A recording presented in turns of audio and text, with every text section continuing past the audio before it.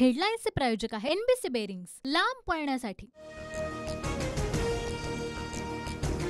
सांगलीमध्ये विशाल पाटलांकडून औदुंबरमधील दत्त मंदिरामध्ये नारळ फोडत प्रचाराला सुरुवात। विशाल पाटलांकडून लिफाफा चिन्ह, महाविकास आघाडीची डोकेदुखी वाढली। 2 दिवसांमध्ये हेमंत गोडसेंची उमेदवारी जाहीर होण्याची शक्यता। मुख्यमंत्री शिंदेंकडून गोडसेंना आश्वासन। गोडसे, अजय बोरस्ते आणि मुख्यमंत्री शिंदे यांची मध्यरात्री बैठक। अमरावतीच्या सायन्स कोर मैदानाच्या आरक्षणावरून वाद। बच्चू कडू यांच्याकडून सभेसाठी मैदान आरक्षित, तर राणांकडून देखील मैदान आम्हीच आरक्षित केल्याचा दावा। मराठा समन्वयक विनोद पाटील आणि उदय सामंतांची मध्यरात्री भेट। संभाजीनगरमधील उमेदवार बदला, सर्वेनुसार मी निवडून येऊ शकतो, विनोद पाटलांचा दावा। अहमदनगरमधून निलेश लंके तर मावळमधून संजोग वाघेरे आज उमेदवारी अर्ज दाखल करणार। लंके साधेपणानं तर वाघेरे शक्तीप्रदर्शन करत अर्ज भरणार। भाजपचे राष्ट्रीय सहसंघटन मंत्री शिवप्रकाश यांच्यासोबत बारामतीमधील भाजपच्या प्रमुख पदाधिकाऱ्यांची बैठक।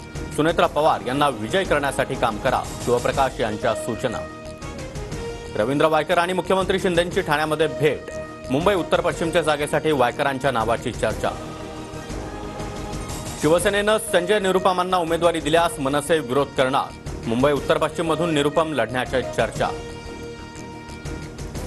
सिंधुदुर्ग दौऱ्यामध्ये आमच्या नेत्यांवर टीका केल्यास परत जायचा रस्ता कुठून जातो ते मी तुला दाखवतो, नारायण राणेंचा उद्धव ठाकरेंना भरसभेत इशारा।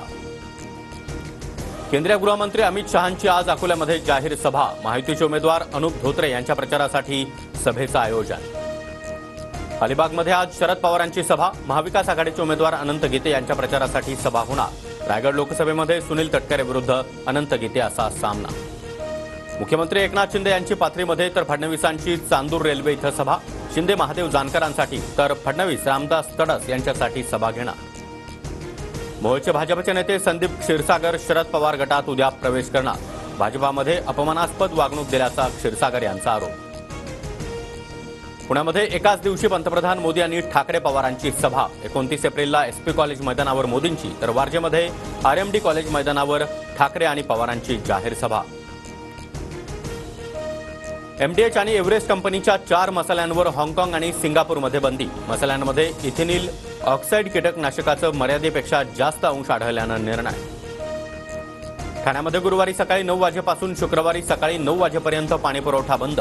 मुख्य पाईपलाईनच्या दुरुस्तीचं काम हाती।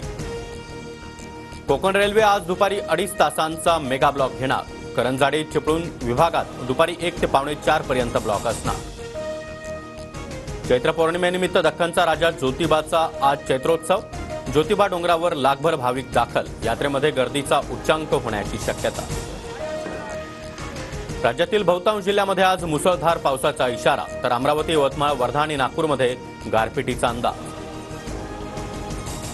तृणमूल काँग्रेसचे खासदार अभिषेक बॅनर्जी यांच्या घराची रेकी करणाऱ्या राजाराम रेगे याला माहीमधून अटक। 26/11च्या हल्ल्यावेळी राजाराम रेगेचं नाव समोर। राजस्थान रॉयल्सचा मुंबई इंडियन्सवर 9 विकेट्सनं विजय। यशस्वी जयस्वालची शतकी खेळी।